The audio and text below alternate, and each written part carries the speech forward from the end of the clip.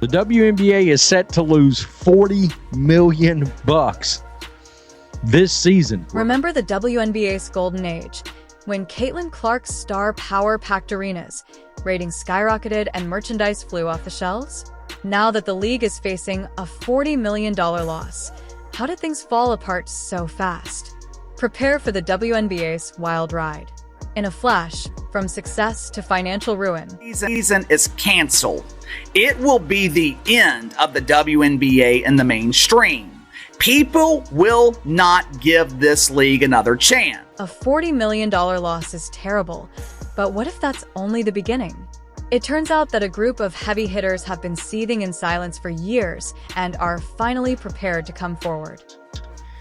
If the NBA wanted to close this, nobody would blame them. Nobody would blame them if they wanted to shut this league down. I mean, what other league operates for 27 years in a loss? What other business does? It doesn't. It gets closed down. It gets shut down. And their tolerance is wearing dangerously thin. When the NBA owners begin to inquire, you know that things are very serious. All owners to actually be sort of a hero on this, it is James Dolan, one of them, of course, from the Knicks, that is asking a lot of questions right now, and evidently a lot of other owners are sort of happy that he's taking this bullet. These aren't just any questions. They're the kind that make league commissioners sweat. For 27 years, these men have been funding the WNBA while witnessing loss after loss mount, but they've had enough. In fact, the NBA is reportedly thinking about disbanding the league because these owners want transparency and are fed up with writing checks without seeing results. Can you blame them? Imagine investing millions of dollars in a company for nearly 30 years only to watch it continue to lose money. The NBA owns nearly 60% of the league. Now listen to this. When one combines the NBA owners' personal stakes in WNBA teams and the WNBA itself, the amount rises to 75% of the league ownership is tied to the WNBA, to the NBA for the league. And who is spearheading this effort? Yes, the owner of the New York Knicks, James Dolan, who is frequently the target of fan criticism, is now requesting answers from NBA Commissioner Adam Silver regarding a plot twist. This is where things get really crazy, though, as other owners are praising Dolan for speaking up. When was the last time someone referred to James Dolan as a hero? Oh wait, it seems like we've reached a parallel reality in which Dolan is the good guy, but hey, weirder things have happened in the sports world, don't they?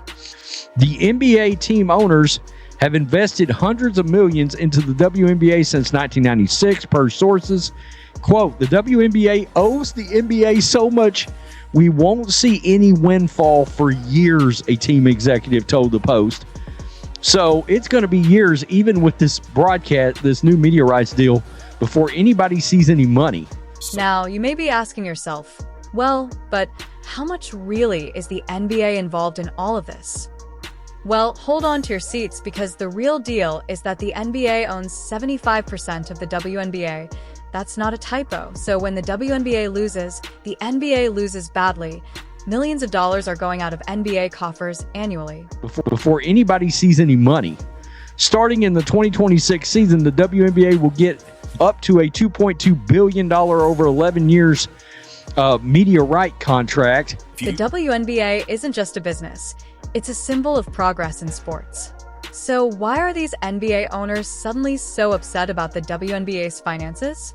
It's simple. They're seeing their investment go up in smoke. One anonymous team executive put it bluntly, the WNBA owes the NBA so much. That's not just frustration talking. Well, it's not that simple. Shutting it down would be a PR nightmare, and there's still hope that things could turn around. Okay, so the WNBA is still standing, but for how long? The league's future is hanging by a thread, and you won't believe what's about to unravel it all. That means likely at least $100 million annual increase from what the WNBA currently makes from national media contracts, which is about $60 million. The WNBA is also set to expand its regular season and playoff schedule to generate more revenue. The potential value of the WNBA's next media rights agreement is $2.2 billion, which is more than 36 times the value of their present arrangement. This isn't just a bump in the road. It's a whole game shift for the league. The players are expected to opt out of the CBA by November 1 deadline, and if they do, that means the salaries are likely to rise, which would eat into the potential $60 million for the 2026 profit by the league. The $100 million in television revenue, turning the projected $40 million loss into a $60 million gain. Quote, we have not even getting any money from the WNBA expansion fees. However, this is where things start to get very interesting. Caitlin Clark is riding high on this huge deal, and the networks are seeing the ratings because of the buzz she's creating. After 27 years of losing money, the WNBA might finally generate a profit when she performs, and they're prepared to part with their cash. We're talking about moving from $60 million annually in media rights to at least $100 million, but there's still more difficulties. The WNBA players' demand for increased pay might lead the league's finances to collapse if they decide to leave their existing collective bargaining agreement by November 1st.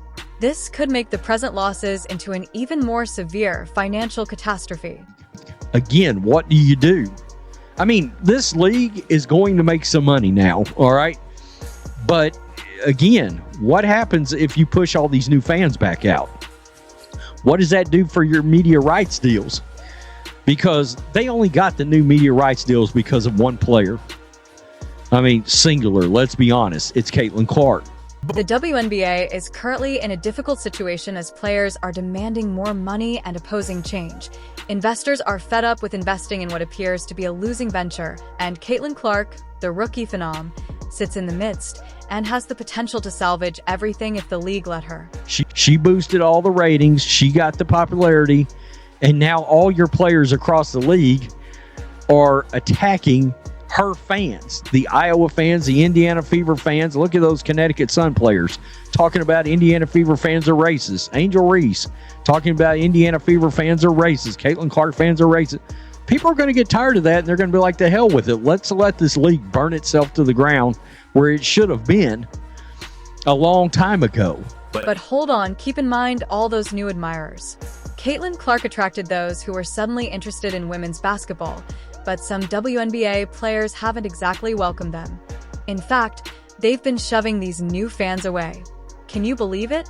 It seems like they're actively working to reduce their fan base.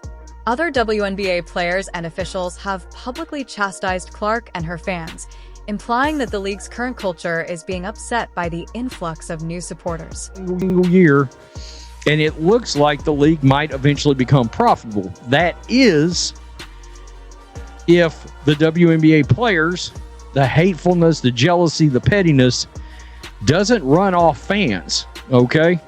Because we know the way they treated Caitlin Clark, and we know the way a lot of these players have talked so badly about the new fans that have come in. Well, the new fans are what's going to make you money. So if you continue to talk badly about them, they're going to get fed up, and they're going to not watch this league. They're going to leave the league, and you're back to where you were, and it sounds like owners, you better not go back to where you were. But it gets worse. Accusations are circulating that are difficult to deny, and some players, like Angel Reese, have even gone so far as to call Caitlin Clark's supporters racist. Can you believe that the very thing that could keep the WNBA afloat is being viewed as a threat by some insiders? And you've got the factor of Caitlin Clark's getting the ever-loving hell beat out of her out there. So what happens if she gets hurt, severely hurt, knocked out of the league? Again, we were one eye poke away from a career being potentially a wrap right after it started. The WNBA is at a crossroads, and time is running out. Caitlin Clark is a megastar who is attracting thousands of fans with her amazing talent and charisma. Clark is the type of player who might take the league to new heights, drawing more attention, revenue, and viewers. The WNBA has a fantastic chance to capitalize on her star power and expand her fan base. Clark fans are getting pissed over it. They're getting tired of it. You know? And again, all these new fans, a lot of them, like us, in this house that are actual families, a nuclear family, a traditional family unit, we don't want to see her get the crap beat out of her on the court. That's not a good look for our kids to be watching. We don't want to see that. But rather than standing with Clark wholeheartedly, some league members appear to be retaliating. In fact, there has been a discernible pattern of bullying directed at her, which is driving away supporters. WNBA has seen record-breaking numbers this season in viewership, ticket sales, merch sales, and just overall growth of the league. Thanks to one player, Caitlin Clark, the WNBA is no longer a little blip on the sports radar. She didn't simply show up. She stormed onto the scene like a basketball supernova. Chart that says the yearly league attendance by team. So if we look at this chart for the 2024 season, the Indiana Fever are pretty much blowing out every other team. They are averaging almost 16,000 per 39 games. So this is taking into consideration not only the Indiana Fever home games, but also when they are on the road. Their lowest attendance was around 6,000 people. And if you look at the rest of the league, everybody else is around 3,000 for their lowest. Their highest attendance is 2,366. All of a sudden, women's basketball was the talk of the town, and the WNBA at last got the attention it had long craved. Do you know what kind of money these numbers are going to turn into? Like, this is how you grow the league. This attendance is crazy. Let's discuss what Clark did to make things better. We're not only discussing a slight increase in interest here, rather, we're discussing a complete revolution. Arenas that had echoed with emptiness were now crowded to capacity. TV ratings were excellent, and merchandise was smashing records everywhere. If you attempted to get your hands on a Caitlin Clark jersey, they would sell out quicker than hotcakes at a county fair. Cheap seats going for $100, that is a sign of progress. The most expensive seats to see Caitlin Clark were selling for over $4,000. When she played Angel Reese in the regular season, average ticket was selling for $300. However, this is where things get very juicy. In addition to being well-liked, the WNBA was making a ton of money for a league that had been having trouble making ends meet. It was like oil in your backyard. You might be asking yourself, well, but how much of a difference could one player really make? More than you'd ever believe. Now, as a player, let's understand this about Caitlin Clark. Number 1 overall pick, on pace to become the first rookie ever to average at least 15 points, 5 rebounds, 5 assists. But she also leads the league with 5.4 turnovers per game, 1.3 more than any other player in the league. Overnight, we saw that ticket prices had tripled. That is to say, 3 seats that had previously cost $20 were now selling for $60, $70, or even $100, and customers were willing to pay that amount. TV numbers skyrocketed, and we're talking about games drawing millions of viewers. Even those who had never seen a women's basketball game before were turning in to see what all the excitement was about. We'll have over 600,000 fans in attendance total this year. And the second best to that was in 1999 with the Washington Mystics at just over 400,000. So the Fever are going to account for over 200,000 more fans this year to their games. And it went beyond the statistics. Clark added a whole new level of energy to the game by making plays that had everyone's jaws on the floor. She also made clutch plays in the closing seconds, long-range three-pointers, and behind-the-back passes. Her style and flair had both critics and fans praising her. So how did Caitlin Clark single-handedly increase the WNBA's popularity? It wasn't just her on-court prowess, though that was undeniable. It was the way she captured people's attention and made women's basketball thrilling, unpredictable, and a must-watch TV show. She attracted new fans, rekindled old ones, and made the WNBA a hot topic of conversation at water coolers and on social media. The WNBA has a choice: ride this wave of excitement or risk fading into obscurity. What should they do, in your opinion?